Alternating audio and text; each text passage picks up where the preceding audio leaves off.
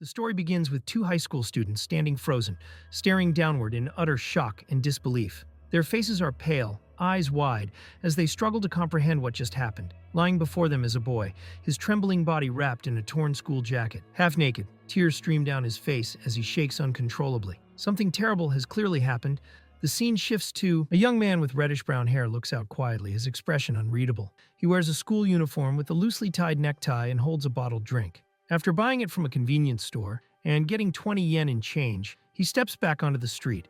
He pauses, clenching his fist as if to calm himself, whispering that everything is fine. Then he walks off, telling himself that today will be just another ordinary day. Ahead, his destination appears, the school building standing under a partly cloudy sky. Later in the classroom, the young man, Kaide Seto, excitedly calls for his friends Koga, Asahi, and Izumi. He holds up his phone with a blush, announcing that for the first time in 17 years, he's received a direct message from a girl he doesn't know.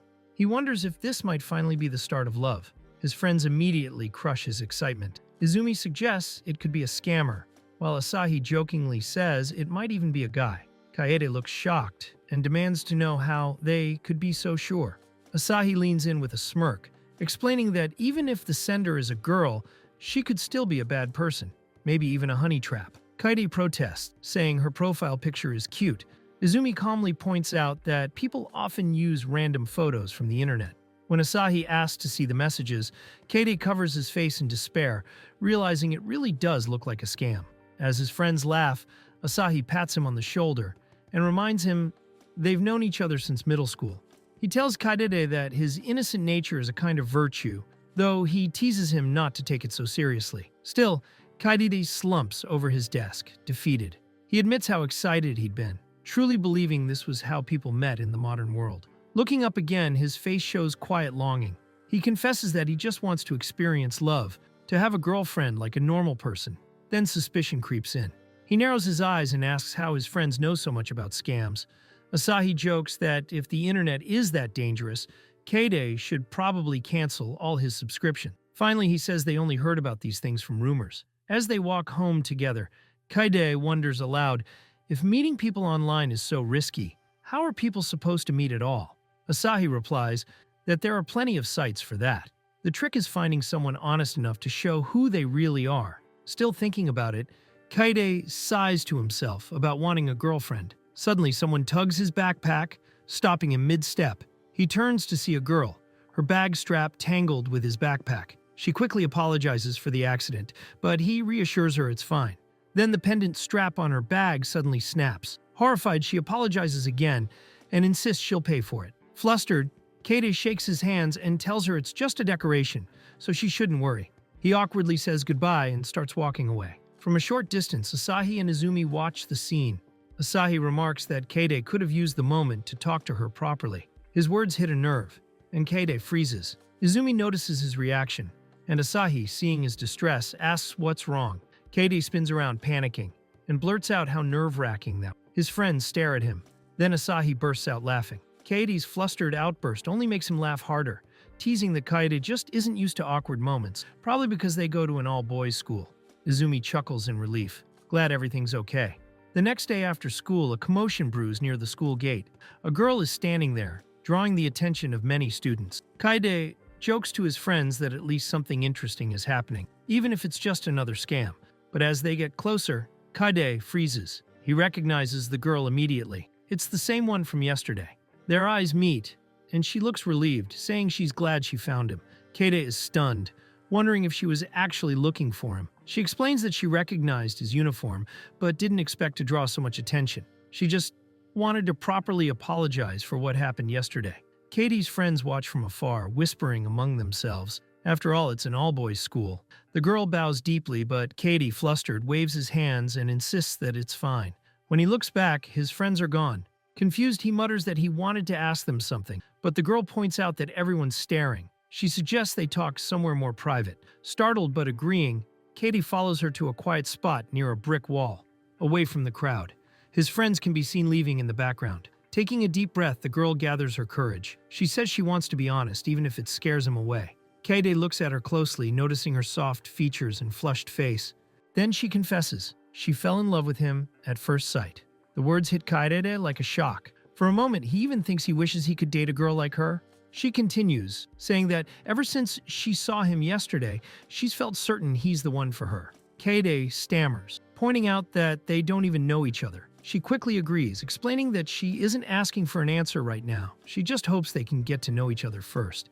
If he's still not interested later, she promises to give up. Blushing, she offers a small envelope with her phone number inside, telling him he can throw it away if it bothers him. Kaede hesitates, then reaches out and gently takes the little decorated envelope from her hand. A single thought runs through Kaede's mind. Is it really okay for my youth to start with something this sudden and unexpected? He clutches the small piece of paper, his mind spinning. The idea of having a girlfriend, of finally being a normal person, feels overwhelming. He manages to stammer out a soft, "Thank you," hiding part of his blushing face behind his hand. From a nearby corner, Koga Asahi and Izumi watch the scene unfold. Koga grins proudly, glad they slipped away without being noticed. He says that no matter how you look at it, that was definitely a confession. And judging by Katie's face, there's about an 80% chance of success. Izumi listens quietly, expression unreadable, as Koga adds that they're always looking out for their friend's love life. Back with the new acquaintances, the girl suddenly realizes she hasn't introduced herself. With a bright smile, she says her name is Tubasa Arisaka, a second-year student. Katie nods and tells her that since they're friends now, there's no need to use formal speech. Tsubasa glances at the time and says she should head home before she misses the bus, apologizing for keeping him so long. With a hopeful smile, she says she hopes he'll contact her. Just as she turns to leave, another student sprints around the corner and accidentally crashes into her. Tsubasa cries out as she stumbles backward, straight toward Kaede. For a split second, both of them freeze. Tsubasa reaches out in panic, and Kaede's body locks up. Then they both fall to the ground with a heavy thud. Landing on top of him, Tsubasa immediately starts apologizing, her face red. Kaede lies frozen beneath her, speechless, until she looks down at him in confusion. From their hiding spot, Koga can't resist whispering with a grin that this is the classic lucky pervert situation, though he jokes that he can't actually see anything. Izumi stays quiet beside him. After watching a bit longer, the two friends decide to leave, walking off together and leaving Kaede and Tsubasa in their awkward heap. Tsubasa, noticing their departure, stands up and looks after them, confused. She calls out Kaede's name, but then stammers nervously, trying to explain to his friends that it was just an accident. She'd been pushed and fell onto him by mistake. Her flustered words tumble out as she asks Kaede if he's okay. Izumi looks at her and asks calmly if she's hurt, but she shakes her head quickly. Koga, however, waves it off. He tells her not to worry about Kaede, saying he probably doesn't want to be seen after such a pathetic fall, and reminds her she'll miss her bus if she stays. Overwhelmed, Tsubasa apologizes again and says she should go home. Then she runs off, leaving Kaede sitting silently on the pavement. But for Kaede, that brief fall triggers something dark deep inside him, a memory he thought he'd buried. He remembers being terrified, crying, begging for something to stop. The images rush back in flashes, his younger self trembling, a teacher's harsh voice, a girl's cries of pain. Her desperate pleas mix with his own shouts, and then only silence. In his mind, he sees two pairs of shoes on the storeroom floor, one pair taking a small step back. The scene shifts to the present. Koga and Izumi arrive, faces pale with shock. On the ground, lie Kaede's backpack and one of his shoes. Koga looks around, confused, asking what happened, while Izumi calls out his friend's name. They find Kaede huddled against the wall, trembling. He clutches his jacket tightly, mumbling apologies and repeating names under his breath. Izumi freezes, unsure what to do. The school bell rings faintly in the distance. Koga and Izumi kneel beside Kaede, sitting close to him as he curls up, lost in fear. Later, Kaede sits on a park bench, head buried in his hands, completely broken. A gentle voice beside him asks, "Kaede, are you okay?" His two friends sit on either side of him. He apologizes for bothering them again, but Koga immediately shakes his head and says he's not a bother at all. Kaede starts talking, his voice trembling. He says he thought he was fine now, that he kept telling himself he was normal, just like everyone else. But every time he talks to a woman, even a store clerk, something inside him feels wrong. His voice cracks and tears roll down his face. "I just can't," he cries. "No matter how hard I try, I can't go back to being normal." His friends listen silently, their expressions heavy with concern. Then, softly, Izumi says, "Kaede, we don't think you're any different from anyone else." The next morning, Kaede walks through the school hallway, the memories from yesterday still weighing on him. In the classroom, Koga and Izumi are already at their desks. Izumi quietly tells Koga that something like this hasn't happened to Kaede since middle school. Koga nods, saying it's been 3 years since they transferred to the all-boys high school. He thought Kaede was okay by now, that wanting a girlfriend was a sign he'd moved on. Koga remembers how happy Kaede looked, talking about getting messages from girls. Now he wonders if that happiness was just an act, if Kaede was forcing himself to seem normal. Izumi disagrees, saying they haven't done anything wrong. Until yesterday, even Kaede himself probably believed he was fine. Still, Izumi says quietly that it's their job to protect him, especially because of what happened with that teacher. Meanwhile, Kaede walks down the hall, forcing a smile. He tells himself to act cheerful, to be the normal boy everyone sees. With renewed energy, he slides open the classroom door and greets his friends loudly. "Hey, no spam messages today. Is that a good thing or a bad thing?" He jokes with an exaggerated grin. His friends exchange worried looks. Koga cuts straight to the point. "Did you call that girl from yesterday?" Kade's smile falters. He admits that while he saved Tubasa's number, he couldn't bring himself to call her. Koga sighs and groans in frustration, calling that cruel. "You should have at least sent her a message. Now she'll think you rejected her." The realization makes Kade panic, his thoughts spiraling again. Kade's mind sinks into a dark spiral of self-doubt. He's sure he showed some strange part of himself, that Tsubasa must now hate him and wants nothing to do with him. Koga tries to calm him down, saying he doesn't think that's the case. Still, he points out gently that disappearing without sending a message probably made her worry even more. Koga gives him simple advice. Don't overthink it. Just send a short message. Something like, "Thanks for yesterday." That's enough. Kaede looks surprised. The simple suggestion seems to hit him hard. A look of realization crosses his face. He stares at his phone thinking. A new determination rises in him. He wants to start by being friends with her, to get to know her better. That, he believes, is the first step toward a normal romance, proof that he can be normal too. An image of Arasaka Tsubasa blushing flashes in his mind. After 3 long hours of hesitation, Kaede finally writes what he hopes is a plain and harmless message. For the first time in his life, he's sending a text to a girl. He waits anxiously for her reply. When it comes, Tsubasa thanks him for helping her the day before, introduces herself properly, and assures him she's not hurt. Her tone is kind and friendly. Kaede lets out a heavy sigh. Koga notices immediately and calls out, asking what's wrong. As they walk down the school corridor, Isumi Aitsu appears from behind, asking if Kaede is still talking to Arisaka. Kaede admits they've been messaging for about a week. Small talk, nothing serious. He shows them her latest message. She's asking if he's free after school to meet and talk. Ace gets excited, shouting that Kaede's living the dream, youth and romance. But Kaede doesn't look thrilled. He frowns, saying he was 5 times happier yesterday. His friends stare, shocked at his gloomy response. Ace breaks the silence, teasing that Arisaka is pretty bold to ask him out so soon. Koga looks doubtful, but Ace reasons that since their chats feel natural, it's probably just a casual meetup. Katie's mind races with anxiety. His face darkens. He wonders if he'll really be okay seeing her again. Suddenly, a memory flashes. A girl shoving him, his own face twisted in fear. The memory shakes him to the core. Seeing his distress, Koga offers to go with him.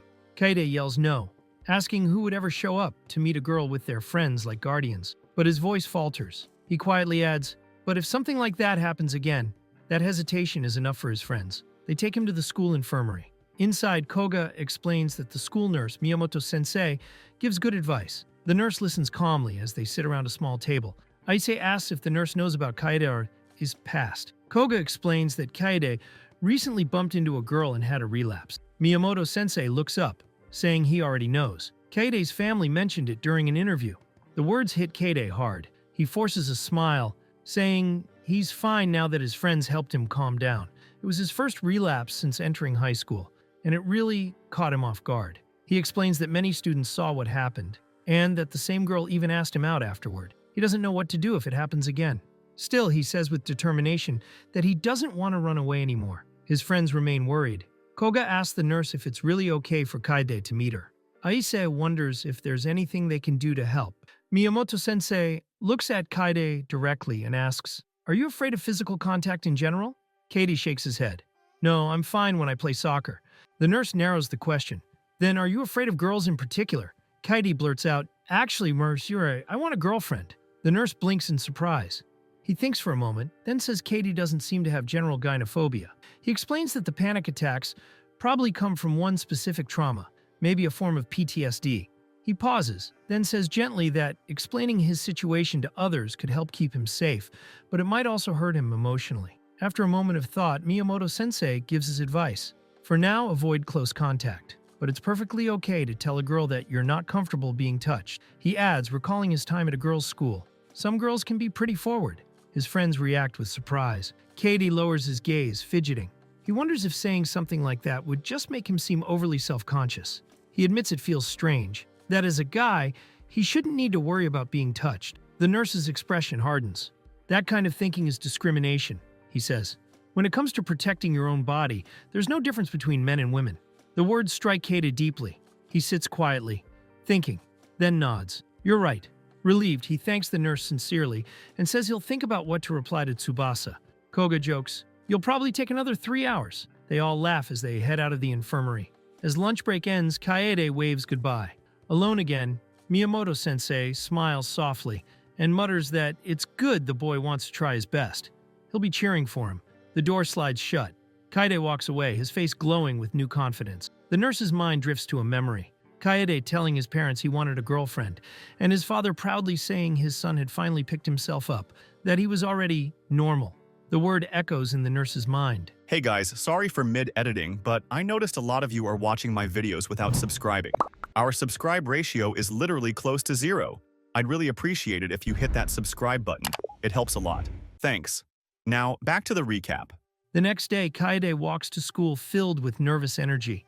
He remembers the confession, the texts, and their plan to meet after class. He worries that dating, while still unsure of himself, might be selfish. His thoughts trail off as he suddenly hears her voice. Seto-kun, you're early. Arisaka Tsubasa stands before him, holding 2 drinks. He freezes, caught off guard, and stammers that homeroom ended earlier than expected. For a moment, they stand in awkward silence. Then, smiling gently, Tsubasa breaks it by showing him the drinks. A cafe au lait and a milk tea, and asks which he'd like. Surprised by her kindness, Katie quietly thanks her and takes 1 cup. Kaide's mind floods with panic. The moment he had been bracing for came much sooner than expected. As Tsubasa Arisaka holds out the 2 drinks, he freezes. Worried their hands might touch, he wonders if it would be okay. Buying something at a store was one thing, but this felt completely different. Tsubasa smiles, holding out the 2 iced drinks, a cafe au lait and a milk tea, and asks which one he would like. Kaede stands still, overthinking what should be a simple choice. The thought of their fingers brushing makes his chest tighten. Noticing his hesitation, Tsubasa calls his name, puzzled. Then her eyes widen in realization, and she quickly apologizes. Oh, since they're the same color, you probably can't tell which is which, right? She says with an embarrassed laugh.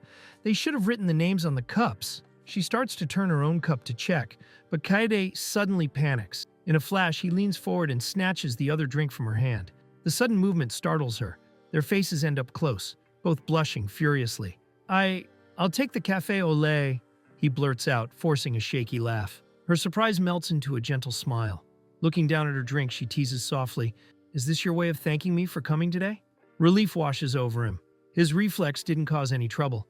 He thanks her quietly, thinking to himself how incredibly cute she is. Later, the two spend time at an arcade. Tsubasa is amazed by Katie's gaming skill. Sitting together afterward, he shrugs it off, saying he just comes often with his friends. As Tsubasa stirs her drink silently, Katie starts to feel insecure again, wondering if he's coming across as awkward or boring. Trying to change the mood, he asks about something she said earlier. She looks up shyly. At my all-girls high school, she explains, I don't have any guy friends, let alone a boyfriend. Her cheeks flush slightly as she continues, My heart's been beating fast all day. I'm just glad you're easy to talk to.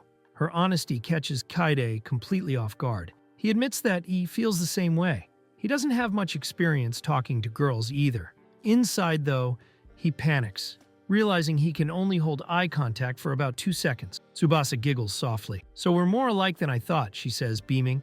Flustered, Kaede watches her bright smile. Then she tilts her head. By the way, why did you think we'd be a good match in the first place? He instantly regrets asking. Why did I say that? He scolds himself silently. But Tsubasa answers with pure sincerity. Because when our bags got caught together that day, it felt like fate. The word hits him like lightning. Fate? Hands clasped together, she continues, recalling the moment he helped untangle their bags. You looked so calm and cool then, like a prince, she says dreamily. Kaide's face turns red. Stylish? Prince? he mutters, cringing.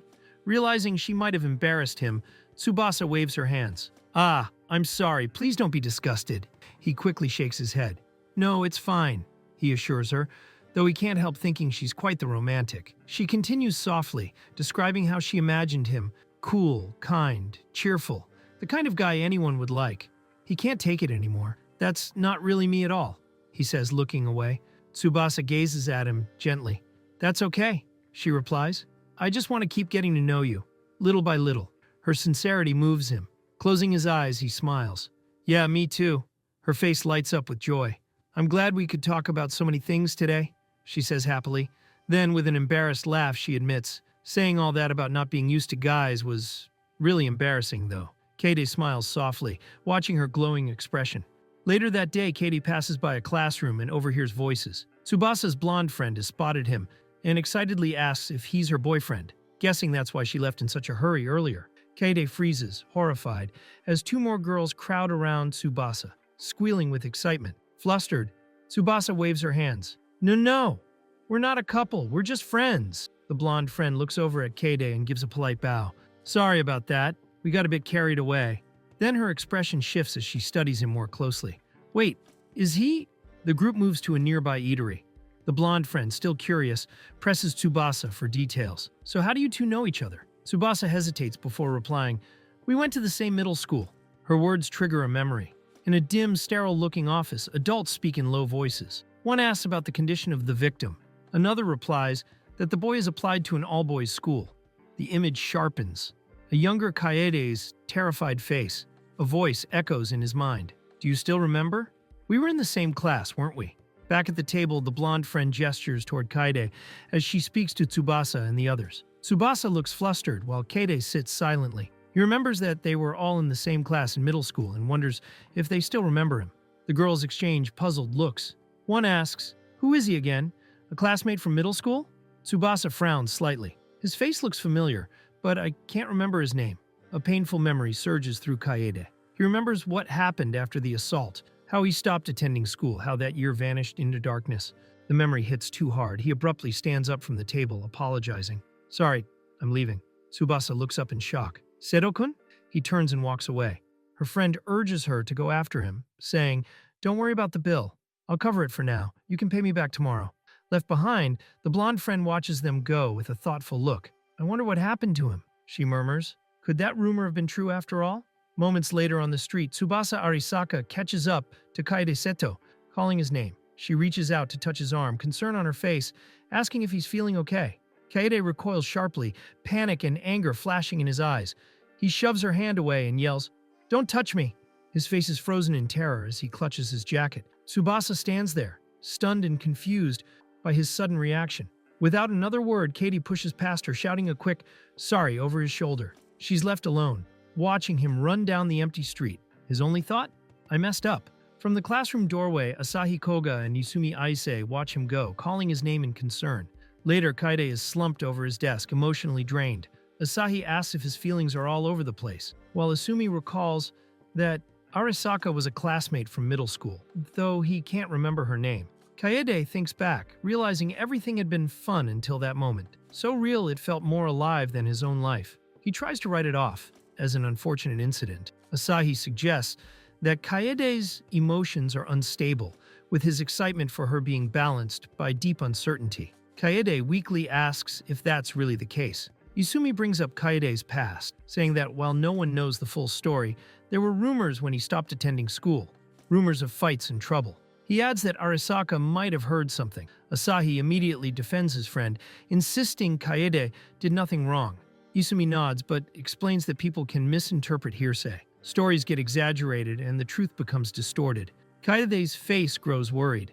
What if Arisaka thought badly of me? Elsewhere, Tsubasa's blonde friend whispers something in her ear, casting a shadow over Tsubasa's expression. Back in the classroom, Kaede feels the weight of this possibility crush him. His internal scream is silent but intense. I'm so scared to find out. He stares at Arisaka's messages. The first thanks him and asks about his well-being.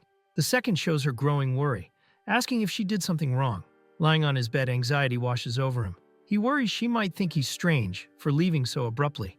Meanwhile, Arisaka herself is concerned. unsure if he's misunderstanding the situation while she doesn't know about his past. Her attention is drawn to a message from her friend, asking if Arisaka heard anything about him. Keed reads the follow-up. Arisaka's friend asked if something happened between Tubasa and someone named Ya in middle school. The name doesn't ring a bell at first. Then he realizes Ya is the girl he met, Tsubasa's friend. Just then, his phone rings. It's a call from Tubasa Arisaka. His heart pounds as he hesitates, thinking about how rude he was to her and her friends. He answers, stammering that he's in his room. On the other end, Arisaka's voice is full of relief. She says she couldn't wait any longer and had to call, asking if he's free to talk. She reassures him that they just met and he doesn't need to explain everything. She notes that he always apologizes and it's okay not to be so careful all the time. She asks if he had fun yesterday. Surprised, he replies earnestly that he did, which brings a relieved smile to her face. They happily agree to meet again, tension finally melting. She tells him she's heading home and thanks him for taking her call. Flustered, Kade can only whisper, "Okay."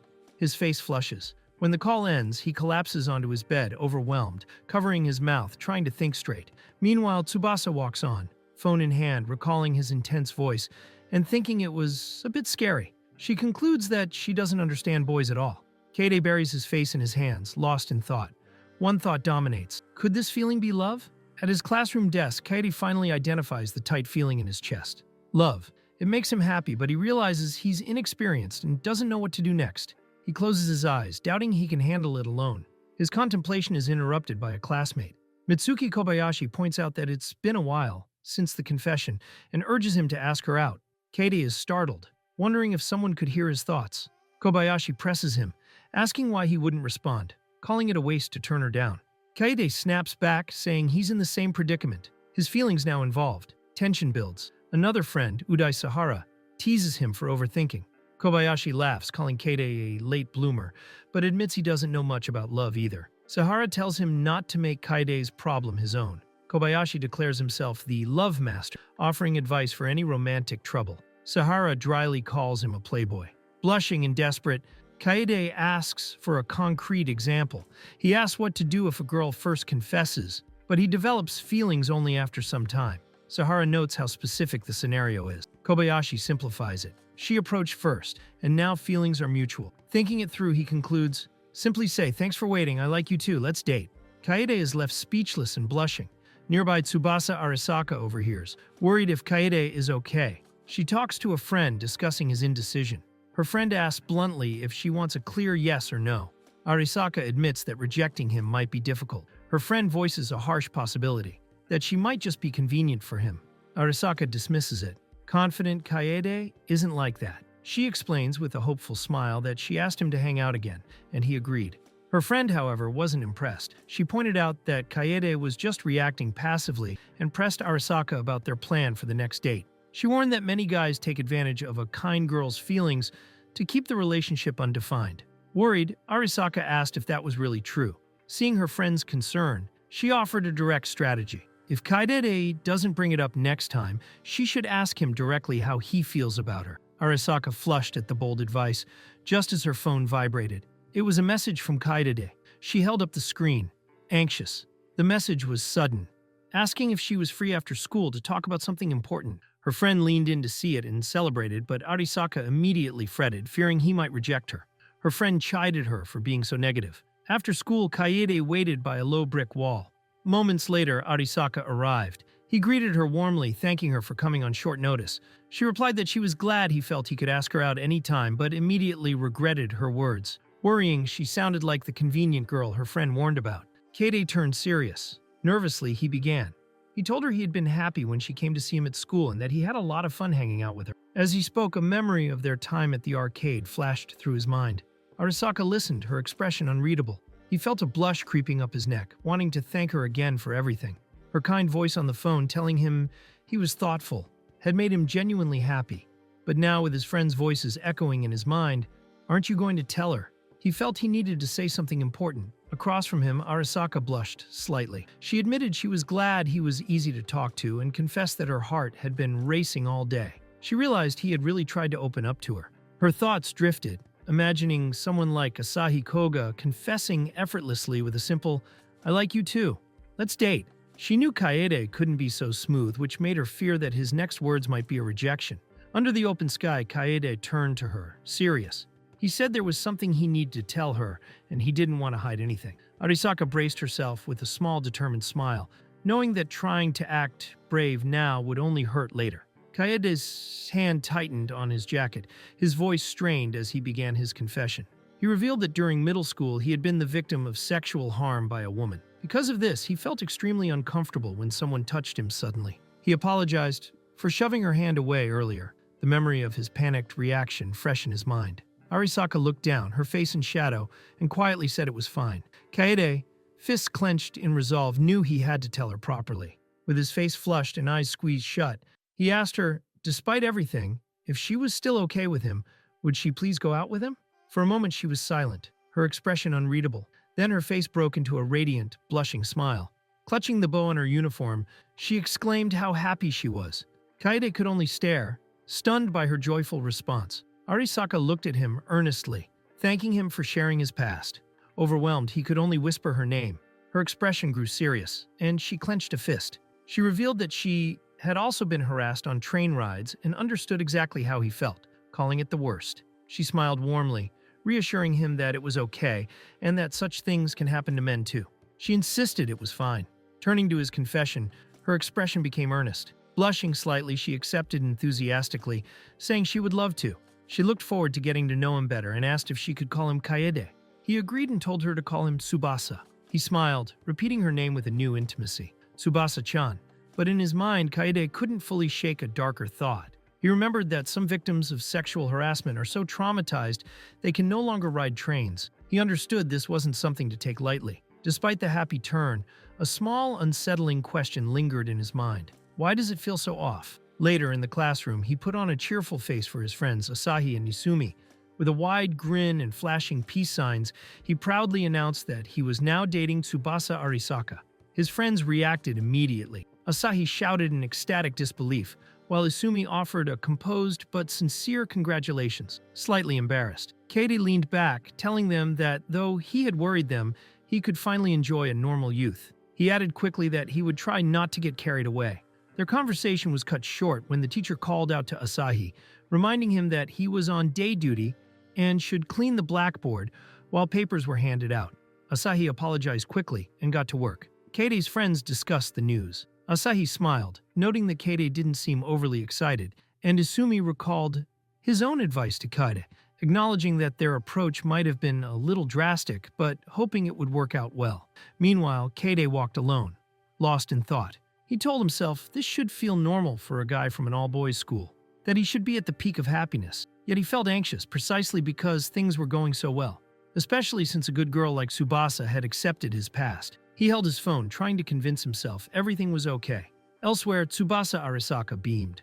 Her friend with pigtails, Mimoka, excitedly congratulated her for getting a boyfriend. Tsubasa cupped her blushing face and happily thanked her. Mimoka's excitement overflowed, asking if they had already kissed, hugged, or even held hands. Flustered, Tsubasa insisted they hadn't done any of that, explaining she read in a manga that boys only think about those things. Tsubasa could only wonder what kind of material her friend had been reading. As her friend squealed in the background, she blushed deeply, touching her lip. She admitted that her friend might be right, that slowly those things might happen. Another friend noted that things seemed to be going well for them, despite being in different schools. Mimoka suggested they must have late-night secret conversations. Tsubasa confirmed they did, but it was a different kind of secret. Her face lit up with pure joy as she explained that Kaede had confided in her about something awful from his past. To her, this meant he already saw her as someone truly special. Kaede reflected on his good fortune. As a student at an all-boys school, Kaede had always thought his chances of getting a girlfriend were hopelessly low. But now at the start of his second-year spring, he had his first. His friends Asahi Koga and Ai Suzumi teased him about his first official date, set for the next day.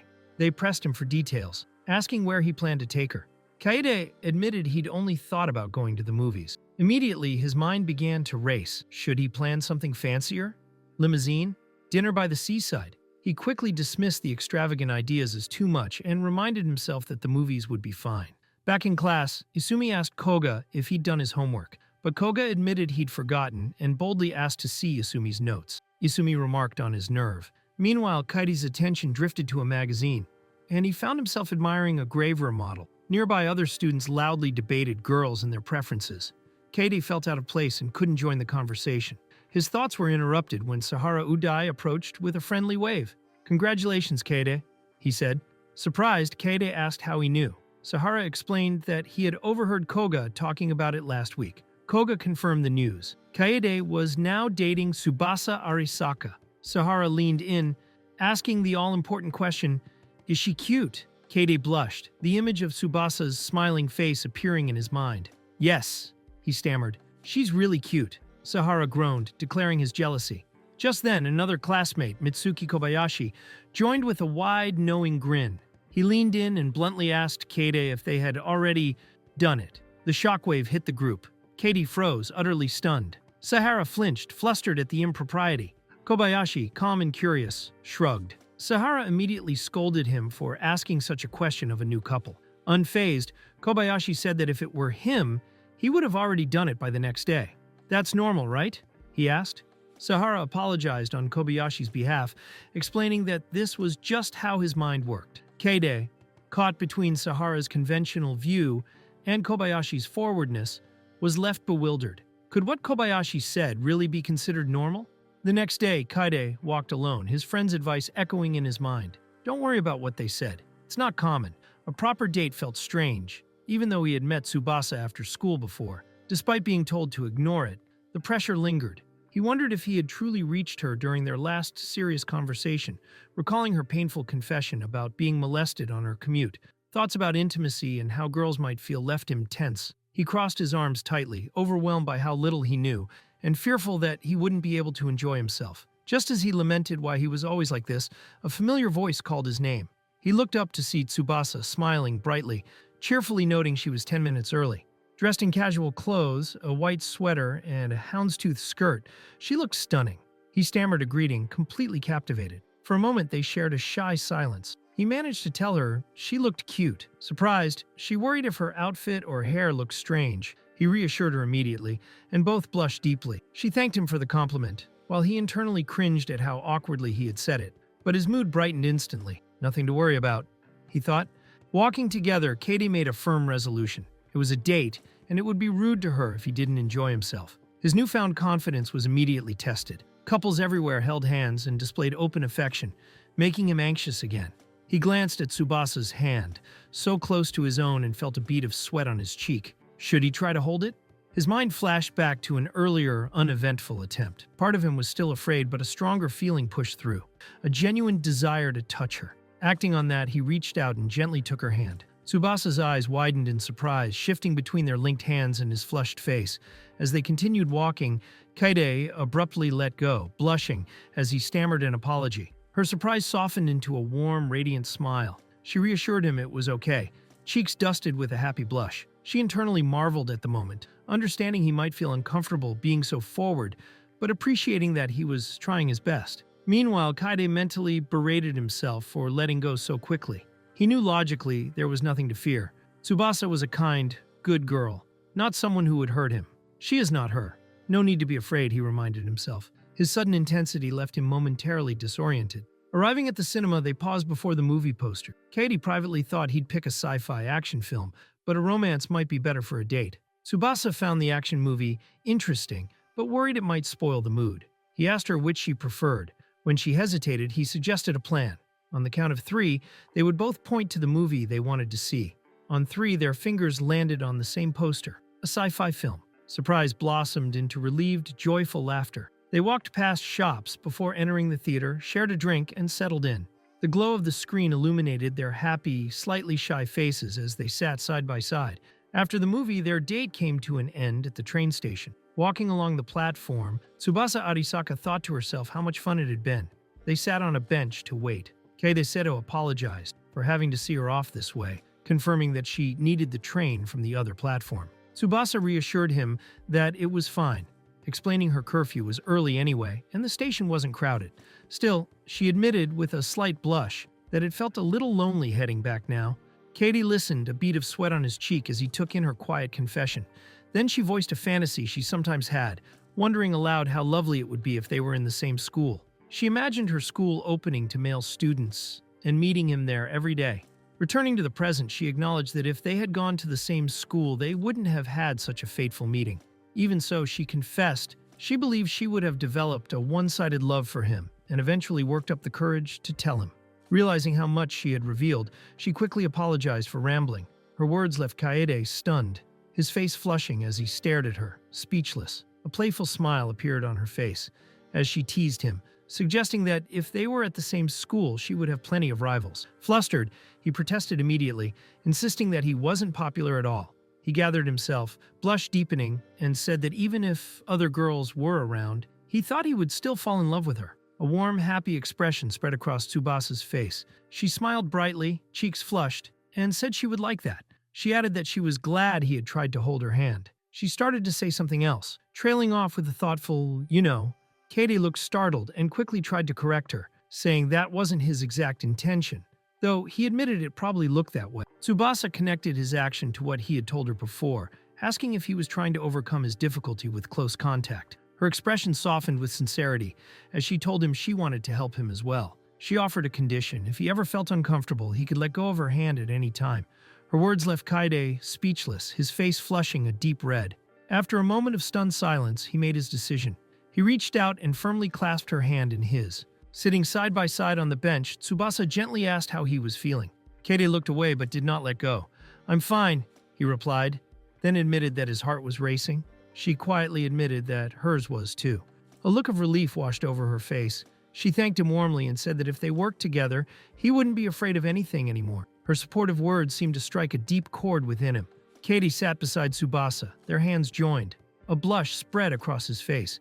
He had never realized her hands could be so small and soft. The sensation was overwhelming. His gaze dropped, blush deepening as their fingers gently intertwined. The simple touch sent a jolt through him. Their hands locked together, and the connection felt intense, almost electric. The feeling startled him so much that his eyes flew wide open. He jolted to his feet, flustered, and Tsubasa looked up, concerned. "What's wrong?" she asked. Panicked, he could only manage a weak, "Oh." Trying to calm himself, he forced a strained smile and reassured her it was nothing. An announcement signaled the train's arrival. As Tsubasa noted its approach, she gently released his hand and told him to be careful on his way home. Kaede closed his eyes, trying to will away unnecessary thoughts. She turned back with a bright smile, waving. "Thanks for today," she said. "Goodbye." He watched her go, a small, lingering smile on his face, as he looked at the hand she had held. "Yeah," he murmured to himself. Sitting alone on the platform, hands clasped tightly in his lap, the feeling of her hands lingered as he waited for his train. His gaze drifted upward, lost in thought, trying to compose himself after the day's events. The next day at school, Tsubasa excitedly recounted the date to her friends. She told Mimoka that they had held hands, gushing over the memory. While noting there wasn't much change in his height, she fondly recalled how his hand felt strong and masculine, making her heart race. Her friends listened, captivated by the romantic development. Mimoka leaned in, suddenly serious. She asked Tsubasa if she was expecting her period this month. The question hung in the air, heightened by the nearby conversation of two classmates. One girl casually mentioned staying over at her boyfriend's place once a week, leading to a discussion about sex. Mimoka sternly advised her to be careful and suggested she get checked. Blushing, Mimoka thought how mature the conversation was. Tsubasa, however, absorbed the details differently. The words triggered a visceral reaction. Her eyes widened in shock, face paling, as a dreadful thought took root. A voice called her name, trying to break through her sudden fear. It was Mimoka, misunderstanding her shock and offering naive reassurance. She waved her hands dismissively, saying that staying over at a boyfriend's place was normal for couples, and that she was sure Tsubasa's boyfriend would be kind. Tsubasa stared back, still lost in her alarming thoughts. Her friend's words finally broke through, and Tsubasa reacted with revulsion. The idea that Kaede could be that kind of guy was unthinkable. She blurted defensively that he was refreshing, pure, and wonderful, completely rejecting the implication. Mimoka was utterly confused by her passionate outburst. Later that evening, Tsubasa returned home, standing quietly in the living room with a glass in her hand while her mother rested on the sofa. Her attention drifted to the television, where a romantic drama was playing. A couple declared their love, saying they didn't care about anything else as long as they were together. The scene shifted to the nightly news. Her mother reminded her not to forget that a new tuition teacher would arrive the next day. Tsubasa confirmed she had remembered and promised to be home early. After the brief exchange, she headed to her bedroom. The unsettling conversation from school lingered in her mind. She recalled her friends talking about staying over at a boyfriend's place and the implied sexual context, which horrified her. Pushing the memory aside, she sat on her bed and pulled a book from her shelf, deciding it was time to make her heart race with a proper romance. The manga depicted an idealized love scene, sparkling and full of emotion. This, she thought, is what romance should be. Naturally, her thoughts turned to Kaede, and she wished she could see him again soon. Hugging a small cat plushie, a warm blush spread across Tsubasa Arisaka's cheeks. She wanted to hold Kaede Seto's hand again, go places together, and get to know him better. The love she had always idolized had finally become real. Kaede and Tsubasa arrived at a quaint cafe. Its entrance was marked by a simple chalkboard sign and a multi-pane wooden door. Inside, their order arrived, a rich slice of chocolate tart, a cappuccino with a heart design, and a latte with intricate art. Tsubasa was immediately charmed, thinking the desserts were not only cute but delicious. She took in the atmosphere, noting how the pretty waitress and the warm interior created a calming effect. Cade laughed, playfully uncertain if he should agree with her assessment of the waitress. The two settled into a comfortable conversation, enjoying their drinks in the cozy cafe. After finishing, they stepped outside. Cade held the door and remarked that most of the menu had been delicious, suggesting they come again sometime. Tsubasa readily agreed. As they walked, Kaede suddenly realized it had begun to pour rain. Neither of them had an umbrella. Since it wasn't raining too hard yet, he suggested they find shelter under a proper roof. Tsubasa quietly agreed without hesitation. Kaede took off his hooded jacket and draped it over her head, telling her it should offer some protection. She looked up at him, surprised and concerned. "What about you?" she asked. He just smiled and insisted it was fine, urging her to go ahead. Beneath the jacket, a deep blush spread across her face. Encouraged, they ran through the rain-slicked street, Tsubasa clutching the jacket tightly over her head as Kaede led the way. They found shelter under the awning of a deserted playground. Sitting together on a bench, holding his jacket, she thanked him and asked worriedly if he was cold. He waved off her concern with a cheerful grin, insisting he was fine. Still concerned, she pulled a towel from her bag and, with a shy blush, asked if she could use it to dry his hair. He was taken aback, stammering his acceptance, blushing himself. With a gentle smile, she leaned closer, placing the towel over his wet hair while cupping his cheek with her other hand. The quiet intimacy of the moment hung in the air. As she tended to him, she quietly asked if he wanted to try holding hands again, reassuring him that if he felt uncomfortable, he could let go any time. Her consideration touched him deeply. He realized she remembered what he had told her before, and that her care put him completely at ease. "She's a really good girl," he thought. With the towel resting on his shoulders, he looked at her, feelings clear in his expression. Their eyes met, and the atmosphere shifted, charged with sudden mutual intensity. The distance between them vanished as they leaned forward, faces inches apart, on the brink of a kiss. Her hand clenched the fabric of his shirt. Their shoes met on the damp ground, and then they kissed, secluded from the world by a curtain of heavy rain.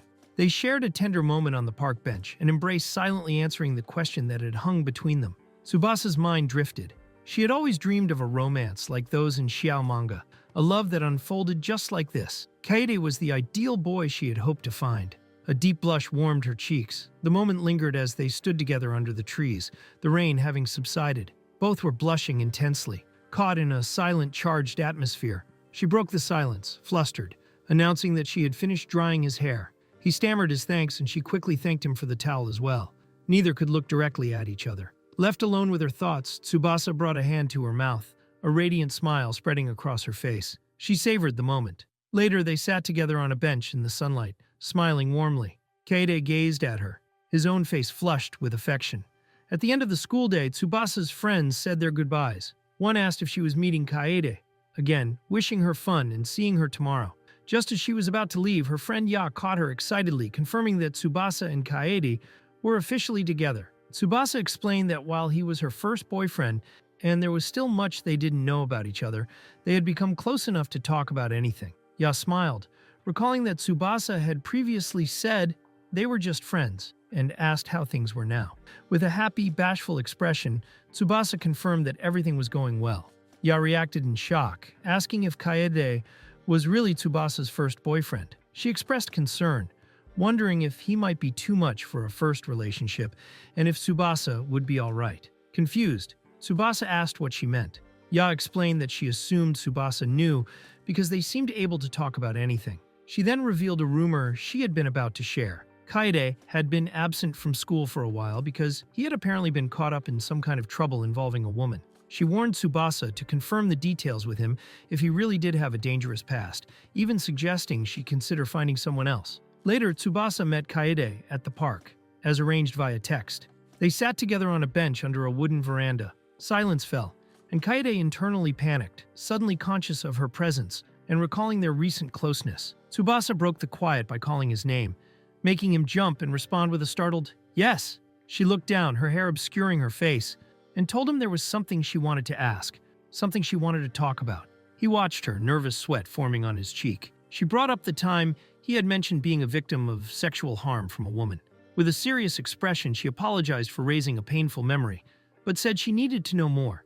Then, looking up with a gentle smile, she told him it was all right and he shouldn't worry. She confessed that she had believed he had been molested, and because she had also experienced being molested on trains, she understood how awful it was. Kaede was stunned by her revelation. Tsubasa, now looking down with a tear in her eye, explained that she must have heard him speak carelessly at some point. She then asked if he remembered a girl he had met in middle school, revealing that she had learned about his past from this person. Kaede could only ask why she was bringing this up now. She continued, her voice full of concern, revealing that she had heard about a time when he didn't attend school. Kaede froze, stunned, a bead of sweat forming on his temple as her words sank in. Seeing his reaction, she realized he must have gone through something far worse than she could have imagined. The weight of that thought made her bow her head in shame, offering a heartfelt apology. Startled, Kaede quickly shook his head, insisting she had no reason to apologize. He turned slightly away, his own expression pained, and said he should be the one apologizing. He admitted it was his fault for not explaining things from the start. The memory clearly troubled him. He assured her it wasn't something she needed to apologize for, though he admitted it wasn't an easy story to tell. Taking a deep breath, he asked if she wanted to hear the full story about his time in middle school. Tsubasa Arisaka looked up, eyes wide with surprise, at his sudden willingness to be vulnerable. Just then, a woman's voice called out his name.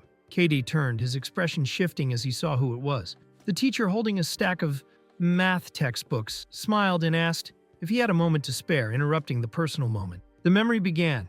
In a school hallway, a young trainee teacher with dark hair tied back approached him, asking if he had a moment. Kaede recognized her as a member of the studies committee. She smiled, hoping he could explain class activities and how morning tests were organized before exams. He agreed to help. The teacher's face lit up. She thanked him profusely, saying his help would be invaluable. She promised to bring all her printouts the next day, and added that as he was her senior regarding school activities, she would rely on him. Her earnest words caused a slight blush to creep across Kaede's face. She looked at him warmly, saying she would be counting on him. Later, as he sat with her reviewing papers, two classmates, including Asahi Koga, spotted them. They called out teasingly, complaining it wasn't fair that he got to spend so much time with the teacher. One of the boys pointed at him, accusing him of being a pervert for liking older women. Flustered, Kaede jumped up, vehemently denying it, insisting that wasn't the case. The teacher watched with a thoughtful expression. Calmly, she clarified that Kaede was just helping her, a trainee, learn the ropes. The boys' excitement only grew, and they jokingly volunteered to teach her as well. She playfully told them to stop fooling around. This was typical. She was a kind, pretty teacher, popular with the students, able to get along with them despite the age difference. Like everyone else, Kaede admired her greatly, but a shadow fell over the memory. That feeling lasted only until that day. The memory shifted to the staff room. A teacher asked another for a sheet from the PE equipment inventory that had been left out. Just then, Kaede appeared at the door. The first teacher greeted him, noting his perfect timing, and asked him to pass the sheet along. Walking down the empty corridor with the paper in hand, Kaede's expression became unreadable as he approached the gym storage room. Peering inside, he found the teacher sitting alone, shoulders shaking with silent sobs. Surprised, he quietly asked if it was really her. Sitting beside her on the bench, he listened as she confessed she had made a mistake and been scolded earlier. She worried she wasn't cut out to be a teacher. He immediately refuted her self-doubt, pleading with her not to say that. With earnest conviction, he told her she was not unsuited at all, adding that her classes were easy to understand and everyone liked her. Touched but still upset, she apologized for letting him see such a vulnerable side of her. Feeling she had failed as both an adult and a teacher, her expression softened, and through her tears, she asked if he would still like her. Without hesitation, Kaede beamed, saying of course he would, and that he was cheering for her. His pure-hearted support caught her by surprise. She then confessed her insecurities, hiding her face in her hands. Though she wore a suit and acted confident, she felt insecure every day. She admitted she was generally shy and intimidated by the vice principal. Seeing her distress, Katie fumbled for a handkerchief and moved closer, gently telling her not to cry. Suddenly, she wrapped him in a tight embrace. He froze, completely taken aback, his face flushing red. She whispered a thank you, calling him kind. As her embrace tightened, his heart pounded violently. She murmured that she could hear his heartbeat clearly and leaned close, her voice dropping to a whisper. Before she could finish, she forced him down onto the bench. His eyes widened in shock as he instinctively raised a hand. He lay on the floor, staring up as she leaned over him. Her voice was low and conspiratorial as she asked if he would comfort her. She shifted, straddling him and pinning his arms, assuring him he didn't have to do anything. Her eyes glistened with a single tear, yet her gaze was unwavering. She spoke of what they were about to do, asking if he could keep it a secret. The memory turned darker. Keita recalled being pinned to the floor as she began unbuttoning her blouse. He cried out her title, his voice trembling with fear and confusion. She suggested he was lucky to get a head start on experiencing such things. Memory shifted back to the present. In a school hallway, Asahi Koga asked Isumi Aise where Kaede was. Kaede realized he had gone to the gym storage room earlier. His internal monologue revealed the horror of the memory. His body had been violated in places he had never been touched before. He recalled feeling only paralyzing fear, no pleasure, unable to move, until time passed and he could do nothing but lie there. From his perspective, the person he had admired had become a monster. Back in the present, Koga and Isumi opened the storage room door to find Kaede lying motionless. His trauma rippled through his family. At home, his mother sat hunched over in grief, comforted by his father, while his room lay in disarray, his bed unmade and belongings scattered. At school, whispers followed his absence. Some wondered if he had gotten into trouble. Others, remembering him as a good person, thought it was a case of misjudgment. The truth was simpler and more painful. He was paralyzed by fear, unable to do anything. He stayed in his room wrapped in a blanket, even as Isumi and Koga visited outside, patiently waiting. Their kindness made all the difference, and he remembered it clearly. They never pressured him, treating him simply as a friend. Finishing his story in the present, Keita explained to Tubasa that the school had taken appropriate measures against the teacher. He eventually returned during the second half of his third year, and later chose to attend an all-boys high school. He stammered, trying to manage Tsubasa's shocked reaction. "Wait, I wasn't looking for comfort," he said quickly. But Tsubasa was speechless, her mind racing, unsure what to say. He tried to tell her not to worry, but the words caught in his throat. Her struggle for words gave way to overwhelming emotion. Tears welled up in Tsubasa Arisaka's eyes, her expression a mix of sorrow and empathy. She finally broke, covering her mouth as sobs escaped her. "Kaede," she whispered through her tears, "you suffered so much." Kaede Seto could only watch, taken aback by the depth of her compassion. Her genuine sorrow stirred something deep within him. A single tear slipped from his own eye. A shared moment of vulnerability hung between them. He brought a hand to his face, wiping away the last of his tears. Beside him, Tsubasa did the same, still overcome with emotion. After a moment of silence, Kaede spoke, his voice filled with gratitude. "Thank you for listening." Sitting on a bench, Tsubasa thanked Kaede for hearing her out. Overcome with emotion, she began to cry, apologizing and saying she shouldn't be the one in tears. Kaede, gentle and reassuring, told her it was not a problem at all. She looked up at him, face flushed, confessing that her thoughts had been entirely consumed by him all day. His sudden blush and brief silence reflected how heartfelt her words were. After their conversation, they parted ways on the street. As Kaede walked away, he turned to wave. Tsubasa promised she would contact him again. He held the wave, a soft, contented smile on his lips, faint blush lingering on his cheeks. Later, in the nurse's office, Kaede faced shock. Koga Asahi, eyes wide, demanded to know if he had really told Tsubasa everything about his past. Isuzumi and Miyamoto-sensei looked on with serious expressions. He confirmed that he had. Koga praised his courage and asked what her reaction had been. Kaede quietly relayed Tsubasa's compassionate words. "You suffered so much." His friends processed this. Koga admitted he had assumed Tsubasa was clueless, but now saw she was thoughtful and broad-minded. Isuzumi pointed out Kaede had only met her twice. Kaede agreed that he didn't know much yet. Turning to the school nurse, he explained that since Tubasa had heard him out, he felt it was right to update Miyamoto-sensei as well. The teacher listened, remarking that it was admirable and expressing happiness that things were working out. Miyamoto-sensei reassured Kaede there was nothing to apologize for, emphasizing that teachers hope to be approachable adults when students are in trouble. His sincere words left Koga and Isuzumi looking on with quiet admiration. With a bright, unburdened expression, Katie faced his friends, saying he no longer had anything to hide from Tsubasa, a profound sense of relief in his voice. Isuzumi smiled, affirming that he had done his best. They left the nurse's office, Miyamoto-sensei watching over them calmly.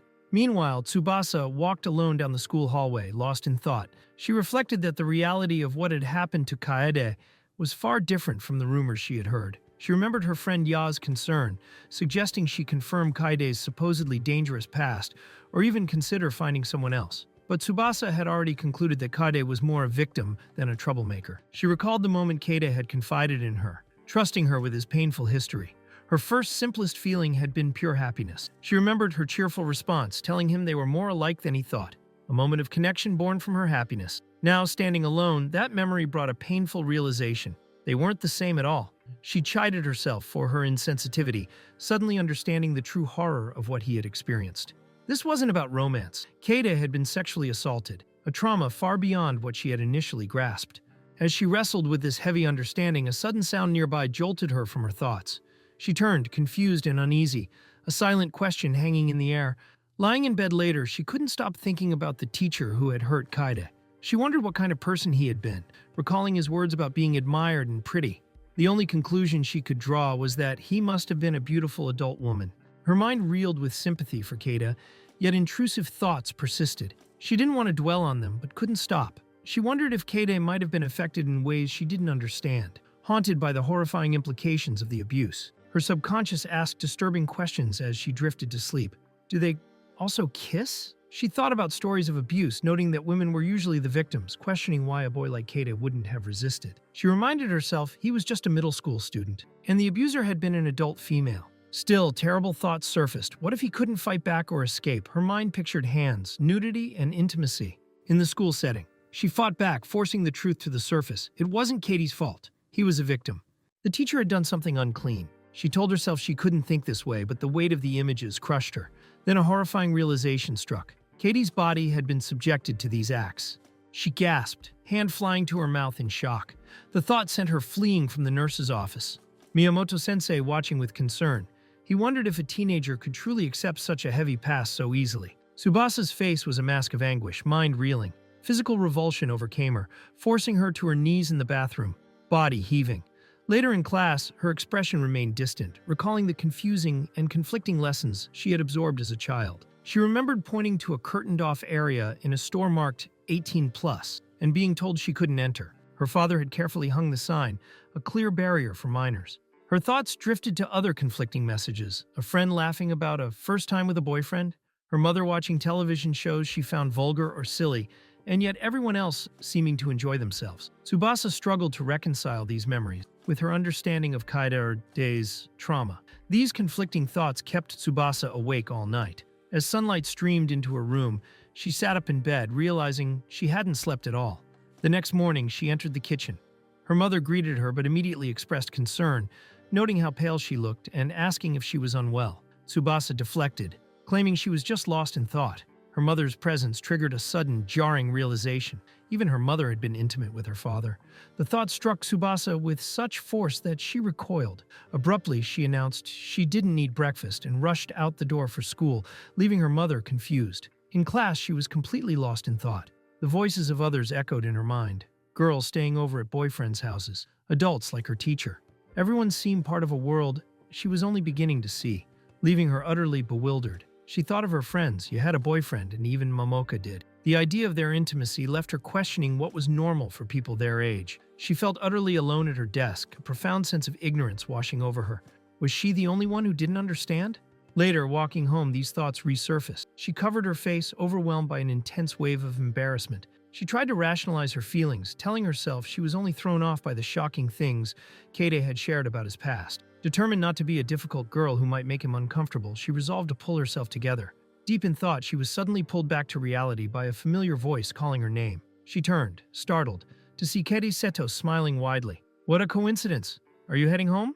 he asked. Her heart skipped a beat at the sight of him, the familiar, comforting feeling of relief. She glanced at him, silently thinking how cool he looked as always, convincing herself she was probably overthinking things. As he began to speak, another student walked between them, breaking the moment. Kaede paused, simply telling her to be careful before they parted ways. Her moment of calm shattered when Katie suddenly reached out and took her arm. The unexpected touch jolted her, eyes widening in alarm, and she instinctively recoiled. Her hand flew to her chest and she stammered, unable to form a coherent thought. Katie's face filled with concern as he asked what was wrong. Overwhelmed, Tubasa spun around and fled, calling out a hurried apology. Katie could only watch, confused, as she disappeared down the street, unknowingly running past Koga Asahi. A single tear escaped her eye as a horrifying realization struck her. Her body had instinctively rejected his touch. At the top of the school staircase, Tsubasa watched Kaede walk away, mind reeling. She couldn't understand her own reaction. Suddenly, Kaede called her name and hurried back up the stairs toward her. Reaching her side, he apologized for the earlier action, explaining that he had only been worried. Tsubasa looked down at her feet, insisting it was nothing. Kaede, unconvinced, leaned closer, pointing out that she looked pale. He offered to walk with her if she felt unwell, but she silently panicked at the awareness of his physical presence, his masculinity surfacing in her mind. Her unspoken turmoil showed on her face, and his concern morphed into alarm.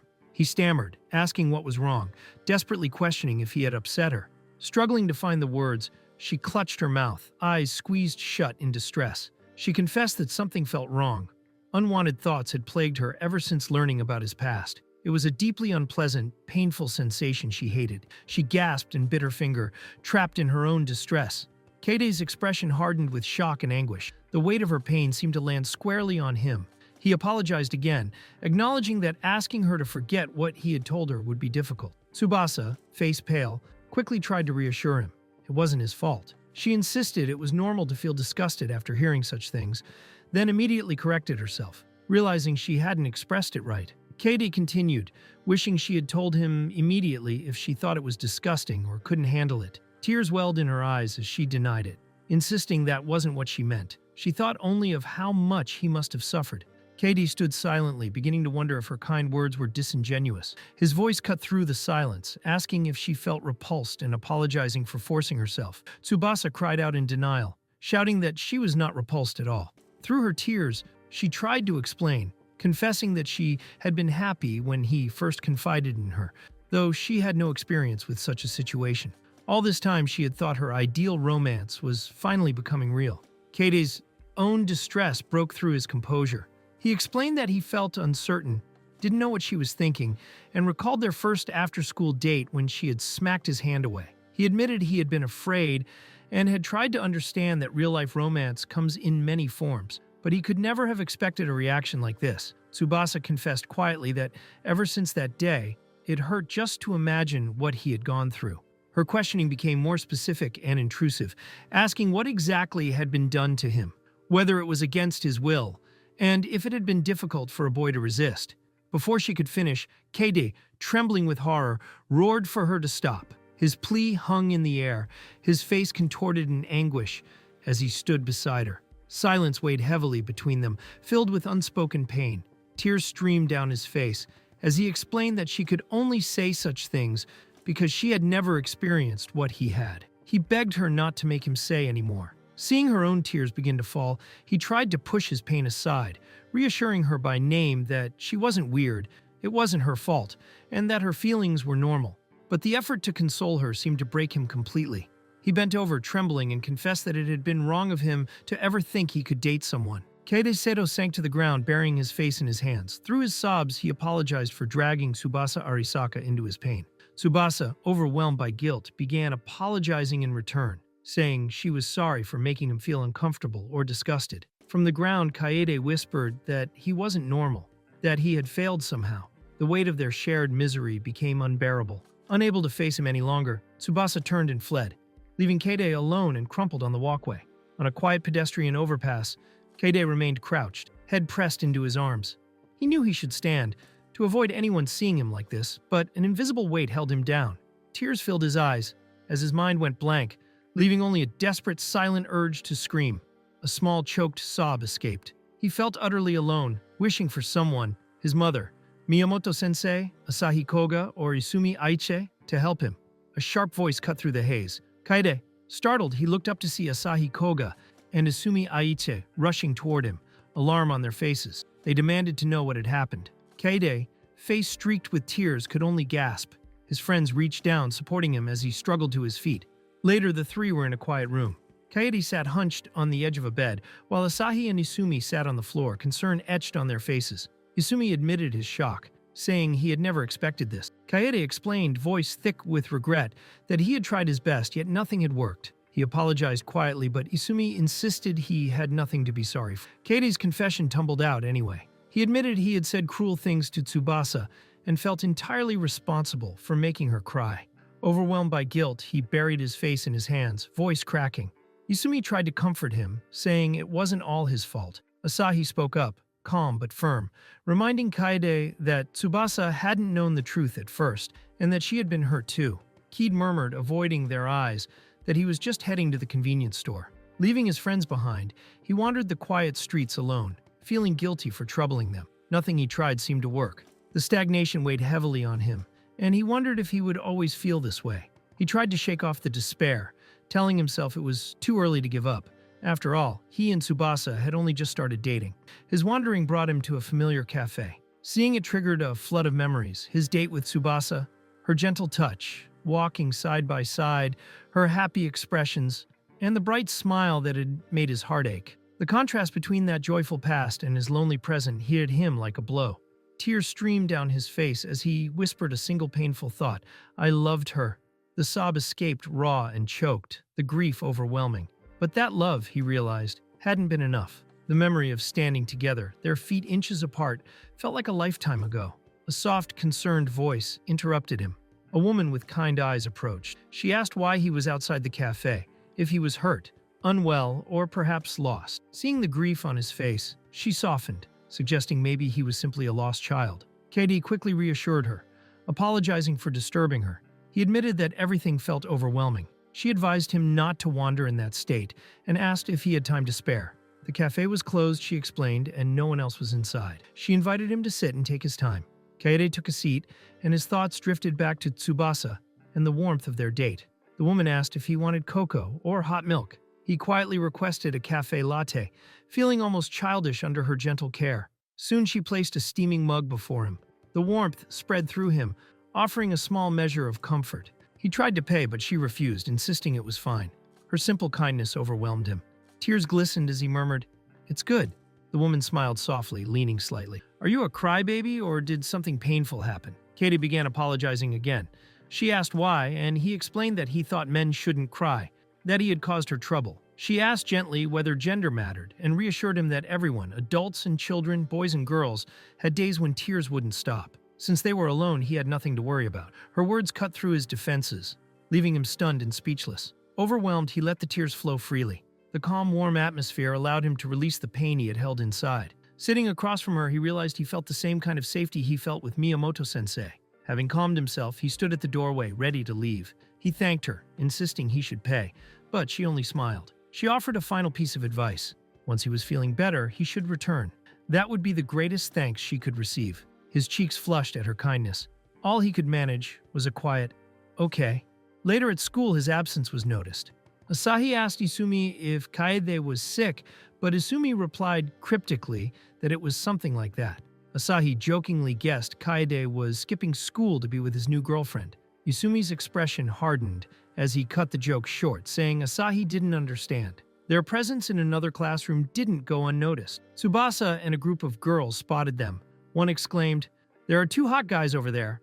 Another wondered why they were there. The girls speculated if the boys were someone's boyfriends and debated whether to approach them. One of the girls them to Tubasa, only to find her frozen, face a mask of shock and dread. Stepping forward, Asahi Koga, calm but firm, asked for a moment of her time, while Isumi Aiche stood silently beside him, his gaze just as intense. Outside the all-girls school, Koga and Isumi confronted Tsubasa and her friend, initiating a tense exchange. Koga spoke first, identifying himself and Isumi as Kaede's friends. He asked what they were doing there, noting that they had come all this way for him, just as they had before. Tsubasa's friend quietly acknowledged his observation. Koga then turned to Tsubasa, asking if she had heard everything from Kaede.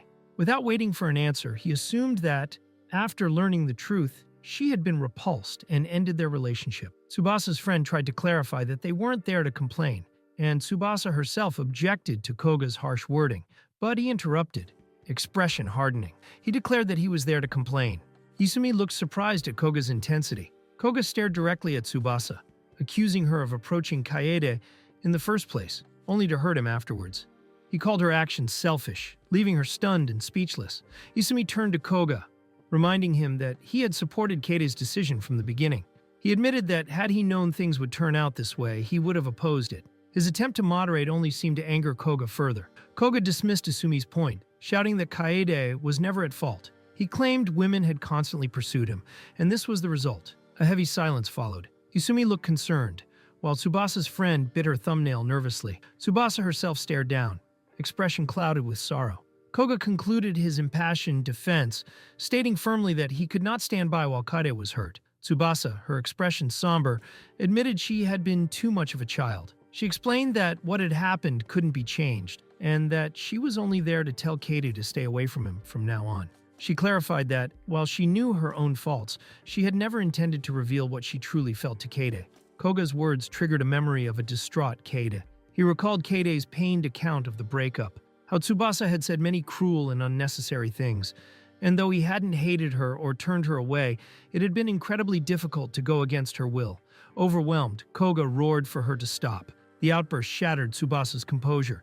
Tears streamed down her face as she cried, apologizing for even thinking she could date someone, and for dragging everyone into the mess. She insisted that Kaede had been the one to push her away first, leaving her with the painful knowledge that she could no longer approach him after his clear rejection.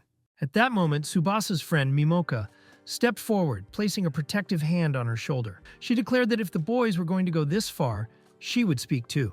She reminded them that Tsubasa had also been hurt repeatedly and suggested it might be best for her to stop seeing Kaede entirely. Looking directly at Koga and Isumi, she asked pointedly, "Does going through a painful experience give someone the right to hurt others?" She answered herself firmly, "No."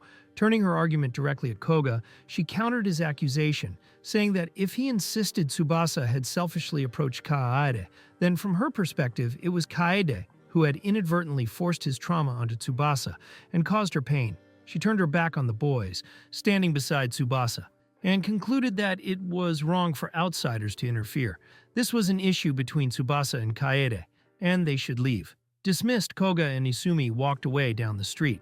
Isumi admitted that Momoka's argument had been valid and noted Koga's unusually aggressive behavior, as if he were venting a personal grudge. Koga remained silent, troubled, walking with a mix of frustration and sorrow. Isumi warned him that if Kaede learned about the confrontation, he might question Koga's motives. Koga, caught off guard, quickly snapped that Isumi didn't need to state the obvious. He admitted they shouldn't have meddled, but his justification went unsaid. Isumi could only react with a quiet sound of confusion, gaze downcast, thinking things might have been fine if Tsubasa hadn't shown up at all. He placed a comforting hand on Koga's shoulder, lightening the tension with a sigh. "Feels like you're taking care of two big babies," he said. Meanwhile, Kaede stayed home from school, resting in bed. Later, he reflected on his conversation with the cafe owner, thinking about why her presence hadn't frightened him, despite her being an adult. Was it her comforting demeanor? Or perhaps the similarity to Miyamoto-sensei? The cafe owner listened patiently, then offered gentle wisdom. Everyone, regardless of age or gender, has days when they can't stop crying. She reassured him that no one would scold him, so he didn't need to worry. Her words lingered as Kaede lay in bed, restless, knowing he couldn't simply forget everything. Still, he held on to the belief that things would be all right. He resolved to apologize to Asahi and Isumi for worrying them, and to let them know he was fine. Then he planned to visit the cafe to properly thank the owner, perhaps marking the start of something new. At the cafe, a closed sign hung on the door. Inside, the owner sat writing a notice for part-time staff. No experience required. High school students welcome, 800 yen per hour or more. She wondered if it would be enough to attract someone and looked on hopefully. At the same time, Kaede slept peacefully in his bed, while Tubasa sat alone in her room, lost in her own thoughts. The morning sunlight lit up a quiet residential street, casting long shadows from the apartment building. Kaede Seto paused on the sidewalk, expression distant as he thought about the conversation he'd had at the cafe behind him. He remembered the owner's gentle smile and her parting words. The greatest thanks he could give her would be to come back once he was happier. Her kindness left him momentarily speechless. Walking with a newfound resolve, he looked up at the city skyline and made a plan. He would invite Asahi and their other friends out after school. Meanwhile, Asahi Koga stared at his phone. A picture of a smiling pop idol displayed on the screen with the caption, "Darling, look only in the classroom."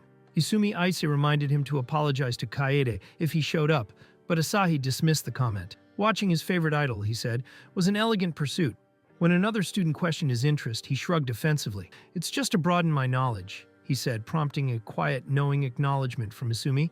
Isumi's thoughts turned to Kaede. If he was depressed, trying to talk to him could feel like pouring salt on a wound. Timing, Isumi realized, was critical. The classroom door rattled, and Kaede burst in with a bright, cheerful smile. "Morning."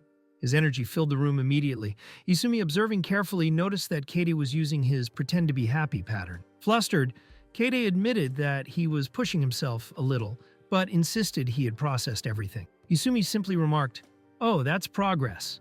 Noticing Asahi's uncharacteristically quiet and downcast demeanor, Kaede asked if something had happened. Concerned, he confronted Asahi later on the school staircase, demanding to know if he'd argued with Tsubasa Arisaka.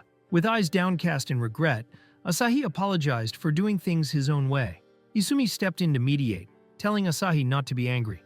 He explained that they had gone to the all-girls school because Asahi was worried about Kaede, and admitted his own fault for not stopping the plan. Asahi said he was reflecting on his actions, then shrugged, calling it an unavoidable outcome of a love that had already ended. Kaede broke the tension with a wide, genuine smile. "Thank you both," he said.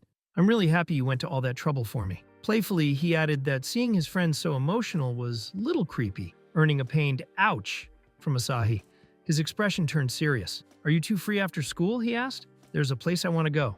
He led them to a pleasantly modest cafe, its sign reading Cafe Line. Inside, the owner greeted them warmly. Kaede's eyes met hers, and she returned a gentle, knowing smile, which he mirrored with calm recognition. Once seated, the owner brought over menus and mentioned that the dessert of the day was cheesecake. Kaede quickly ordered it, and Asahi agreed. As they settled in, the conversation turned to part-time jobs. Isumi remarked that working at a convenience store must be tough, dealing with all kinds of customers. Kaede nodded, recalling a story about a panicked co-worker. This sparked Asahi's curiosity, who asked if Kaede wanted to buy something specific. Kaede mused aloud that maybe he should try finding a part-time job, too. Isumi immediately voiced concern, asking if he would be all right, but Asahi was encouraging. Kaede clarified that it wasn't about money. He wanted a fresh start, something he had been thinking about for some time. Isumi quietly wondered if Asahi was being overprotective again. He conceded that there was no harm in trying and resolved that if any problems arose, they would figure it out together. His friends teased him about his broad-minded, almost fatherly demeanor, finding it imposing. Turning more serious, Asahi offered practical advice. Consider the work environment and colleagues, and remember that getting along with people is key to staying at a job long-term. Kaede listened carefully, sipping his drink as the words sank in. Then his gaze fell on a notice posted on the wall, a part-time position at the very cafe they were in. The requirements were simple. No experience needed, and a love of coffee, sweets, and flowers was enough. His eyes drifted to the owner, behind the counter. Unseen by the boys, the cafe owner's reasons for being there mirrored Kaede's own desire for a fresh start. She had come seeking something new to overcome heavy feelings. She stood quietly, reflecting on the impulse that had brought her there. Kaede approached the counter, his expression a mix of nervousness and resolve. He asked about the recruitment flyer, wondering if they were still looking for part-timers. Unbeknownst to him, this very meeting would mark another turning point in his life. At the cozy cafe, the owner, Ryo Okamura, took an order for a caramel macchiato and a cafe mocha, jotting it down carefully on her notepad. Behind the counter, Kaede Sito, wearing a trainee apron, diligently served drinks to a small table of customers, moving with quiet determination. Later in the back room, Ryo checked in with Kaede. "It's the end of your first week," she said.